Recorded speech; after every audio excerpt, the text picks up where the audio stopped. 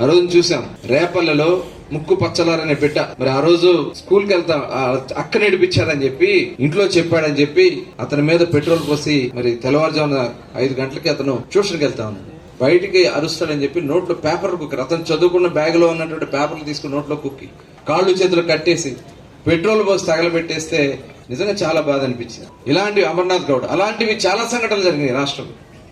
బలహీన వర్గాలు, ముఖ్యంగా బలహీన వర్గాలను టార్గెట్ చేస్తారు. ఎందుకంటే మనం ఎక్కడ కూడా తలదించిన వర్గాలు ఎవరైనా అంటే బీసీ వర్గాలే.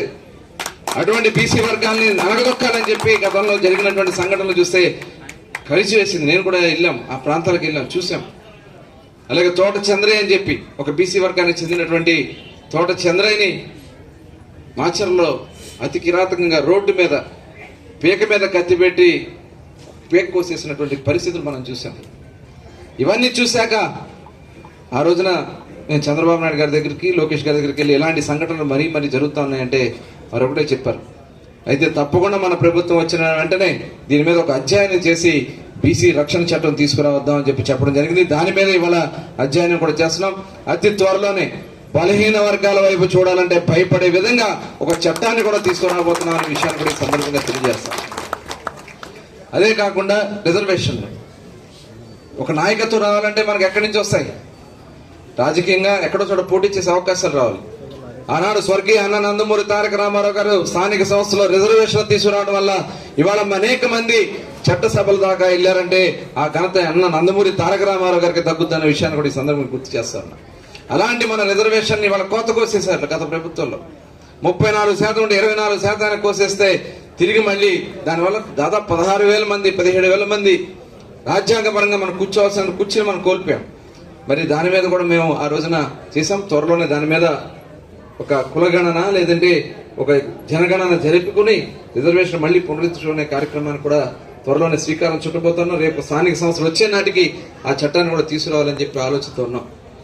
అలాగే ఇవాళ కార్పొరేషన్లు ఉన్నాయి, 54 కార్పొరేషన్లకు ఏమీ ఇవ్వాలి. వాళ్ళు అందుకనే అన్ని కార్పొరేషన్లు నిన్ననే ఎవరైతే కష్టపడ్డారో వాళ్ళందరికీ కూడా ఈ రోజు పదవులు వచ్చినాయి. గురుమూర్తి గారికి కూడా ఇవాళ గౌడ్ కార్పొరేషన్ చైర్మన్ గా ఆయనకు అవకాశం వచ్చింది. ఆ గౌడ్ కార్పొరేషన్ చైర్మన్ గా వారి ద్వారా రేపు కార్పొరేషన్ కొంత నిధులు కేటాయింపు చేయడం జరుగుతుంది.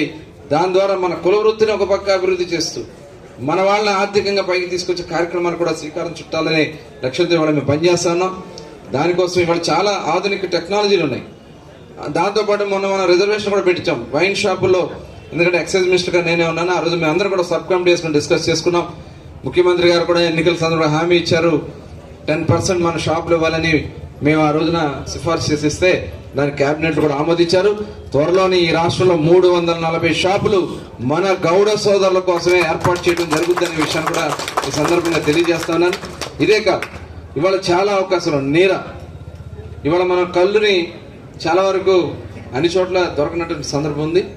కళ్ళు మీద కూడా ఒక రీసెర్చ్ జరుగుతోంది. మొన్ననే నేను వాళ్ళతో కూడా మాట్లాడటం జరుగుతుంది. నేషనల్ ఇన్స్టిట్యూట్ ఆఫ్ న్యూట్రిషన్ అని చెప్పి హైదరాబాద్లో ఉంది. ఆ సంస్థ వాళ్ళు ఒక రీసెర్చ్ చేశారు. దాని మీద కళ్ళుని నిలవబెట్టడం, ఎందుకంటే ఒక గంట మించి ఉండదు, కళ్ళు పులిసిపోతుంది. కాబట్టి దాంట్లో వచ్చే బ్యాక్టీరియాని అదుపు చేస్తే ఖచ్చితంగా దాన్ని కూడా స్టోర్ చేయొచ్చు అని చెప్పి ఇవాళ వాళ్ళు కూడా రీసెర్చ్ చేయడం జరిగింది. త్వరలోనే వాళ్ళు కూడా తీసుకొచ్చి అన్ని ప్రాంతాల్లో కూడా వర్క్షాప్లు పెట్టించడం. ఇవాళ అవే కాదు, ఇవాళ మనం తేగలు కూడా ఎక్స్పోర్ట్ అవుతున్నాయి. మనకు తెలిసిన చాలా తక్కువ. ఇలాంటివి చాలా అత్యాధునికమైనటువంటి ఇవాళ ఏదైతే మన ముంజికాయని ఏమంటారు, తాటి బెల్లం, వాటికి కూడా చాలా డిమాండ్ ఉంది. తాటి బెల్లానికి కానీ ఇవన్నీ కూడా చాలా డిమాండ్ ఉన్నాయి.